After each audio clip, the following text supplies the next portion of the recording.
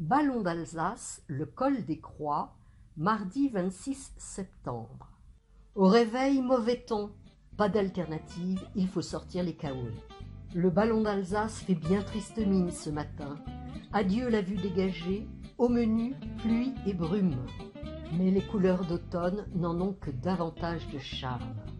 C'est maintenant que nous quittons le GR5, direction le nord-est par le GR7. Et oui, je dois reprendre une direction nord alors que je souhaite viser l'Espagne. Mais suivre un chemin de randonnée présente de sérieux avantages. On a l'assurance de traverser de beaux paysages et ceci avec un bienveillant confort.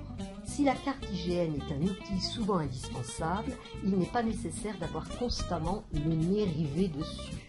Daniel nous accompagne quelques centaines de mètres avec son parapluie. Puis sans hésitation, nous plongeons, Sylvie et moi, dans une pente raide, sur un chemin détrempé qui débouche rapidement sur le col de Stallon. Qu'ai-je fait de ma carte? 2-3 sauts pour éviter les flaques brunes, un moment de négligence, et je dois me rendre à l'évidence. Il me faut rebrousser chemin en espérant la retrouver rapidement et pas barbotant dans une mare. Chance, c'est le cas. L'incident n'entame en rien notre morale d'acier et ce n'est pas la remontée au sommet de Servance qui nous fait peur. Nous l'atteignons alors que la brume se lève et nous permet de voir le ballon d'Alsace et la chaîne des ballons des Vosges.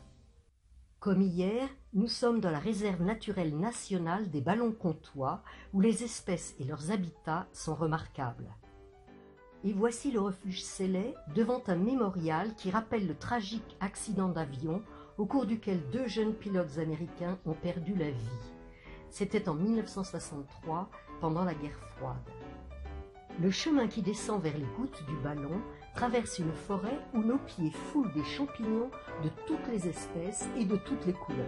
Un véritable festival.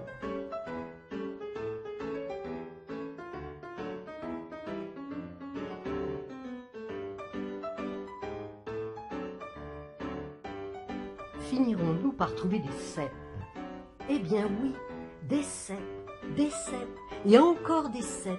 Nous butons dessus. Ils ne prennent même pas le soin de se cacher. Nous en rions aux larmes.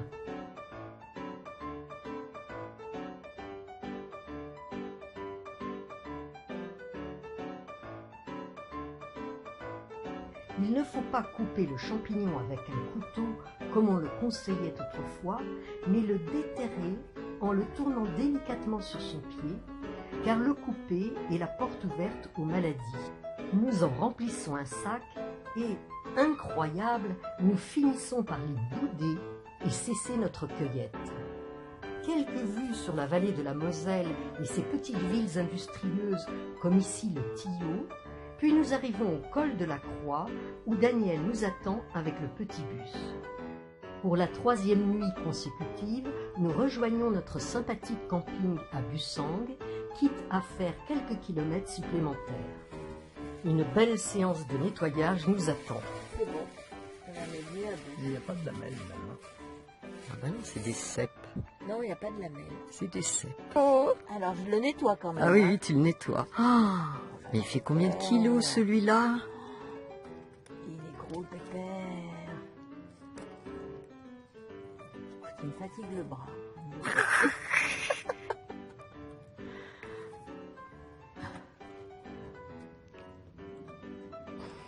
Combien de kilos on a ramassé?